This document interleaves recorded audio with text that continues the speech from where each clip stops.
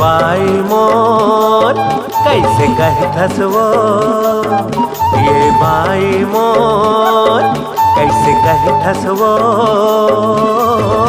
जावन देना काम मोला लेट होथे।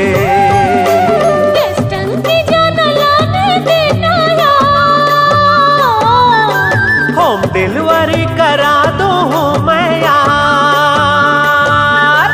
तो नीला स्कूल छोड़े आना यार।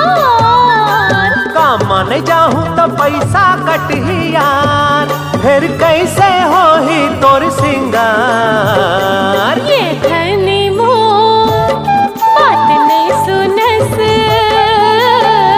घर के बुता माँ मोर साथ दे दे।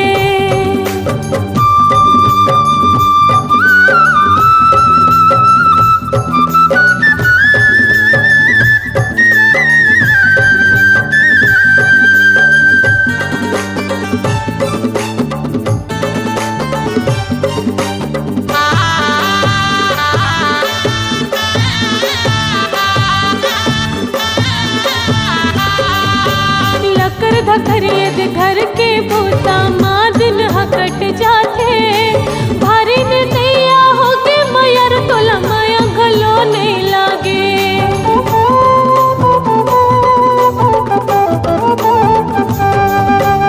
अपन मन ले कभू नहीं बोलस, चलना जाबो जी घूमेला, चौपाटी जाबो गुपचुप खाबो, मॉल गलो घूमे आबो। मोर बरिए तो सपना होगे, मोर घर मोर बर जेल होगे, मोर बरिए तो सपना होगे, मोर घर मोर बर जेल होगे। नौकरानी बराबर राखे हास, मोर धनी रे बात नहीं सुनस, घर के बुता माँ मोर साथ दे दे।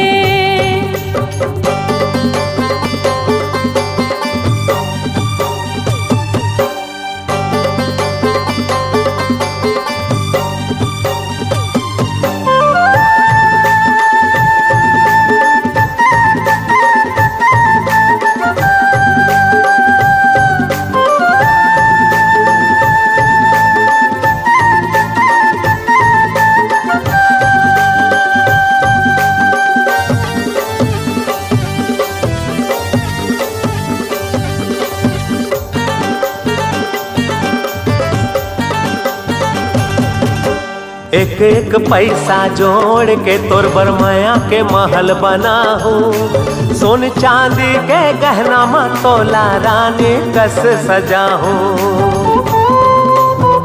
समझना वो ए रानी, 7 जन्म के क्रिया खा के मोर घर में तहाँ आए, जैसे कहबे वैसे करहूँ काबर तहाँ रिसाए। मोर घर के तहाँ देवी अस तोरले सजे है मोर संसार, मोर घर के तहाँ देवी अस तोरले सजे है मोर संसार, तही मोर जिंदगी मोर मानवो।